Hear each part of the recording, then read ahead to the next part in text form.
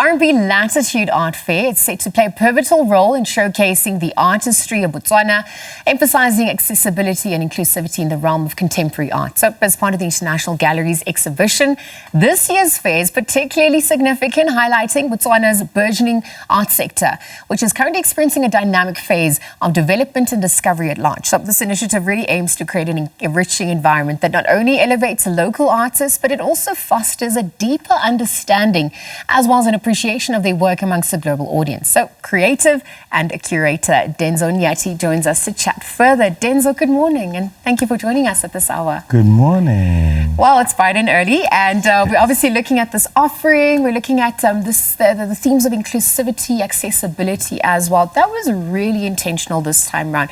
And I wonder if you can divulge further. How has this come to be? Sure. So, R&B Latitudes has always had a relationship with Botswana in some capacity or another. As a Pan-African focused art fair, it just seemed like the next natural step for us to deepen this relationship with these Botswana artists who come in year after year after year through the fair and through the art ecosystem, but who still haven't received the platforming which they so justly deserve. And this year we really wanted to be more intentional about fostering that relationship with our own neighboring country, right? So if we're going to be about this Pan-African initiative, we start as close to home as possible. Yeah. And that's what this year's focus really was about.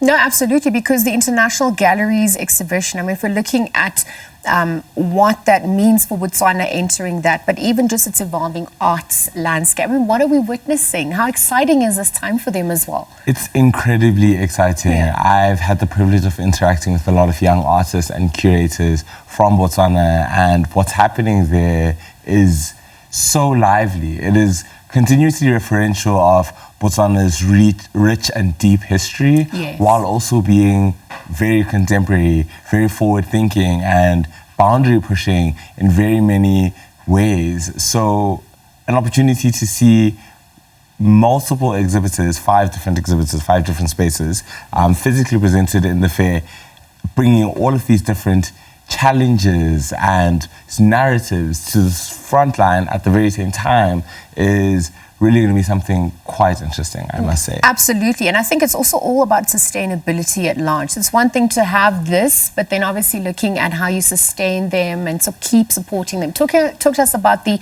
economic, support, sustainability at large that comes to the fore through this initiative as well, and the programs, yeah. So R&B has always had a focus on the creative economy, yes, and the creative economy's sustainability throughout the continent. And this is a great opportunity to think about how the creative economy functions differently in different parts of the continent, in another country, and what it would mean to engage in that kind of way. So R&B Latitudes Art Fair is an incredible space for emerging and upcoming artists, and to be able to support them in this way, even just with attendance, is in itself contributing to the creative economy.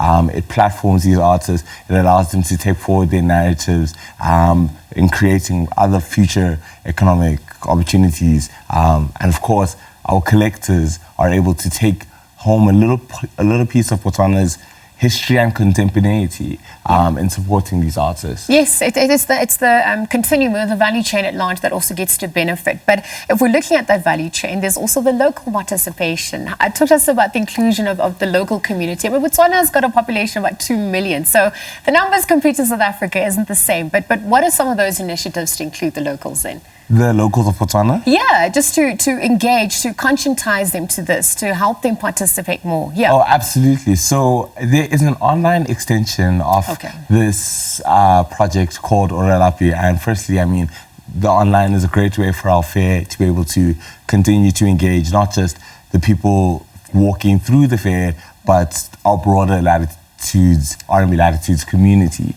right?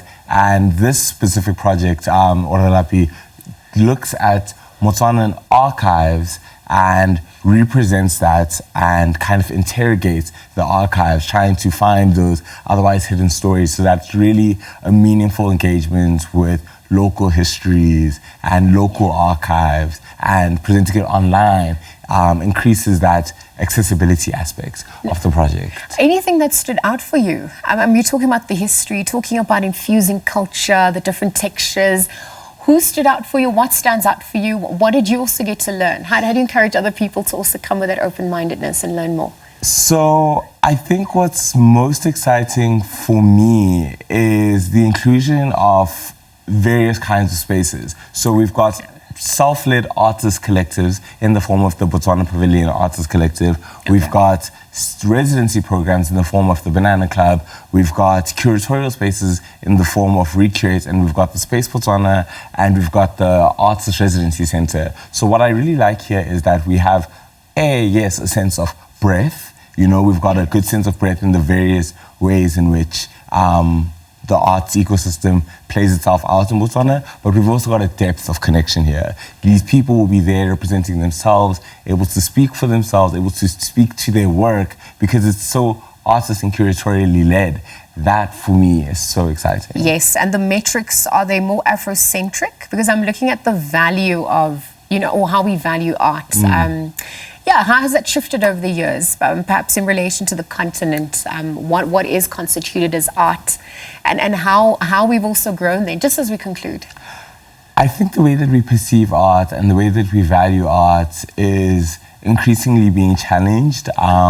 What we see as necessary to qualify as an artist is being redefined. And I think the biggest thing is that art isn't about becoming some famous rock star or some, multi-million selling Western artist. We've got artists right here sustainably practicing, and that in and of itself is something rich and potentially quite exciting. Yes. And what you'll get from the Botswana expose is a true representation of the different practices which we have between sculpture, photographic, and so forth. Denzo, they're the cultural custodians, they're healers for us, they're mirrors for us. Exactly. We're going to leave the conversation there for now. Thank you for joining us bright and early and for chatting about this initiative, and also wishing you all the best. Denzo Nyathi this morning chatting about the R&B Latitude Art Fair, of course, recognizing the importance of building a sustainable art ecosystem that's happening in Botswana. Let's leave the conversation there. We'll take a quick ad break and be right back after this. Stay tuned.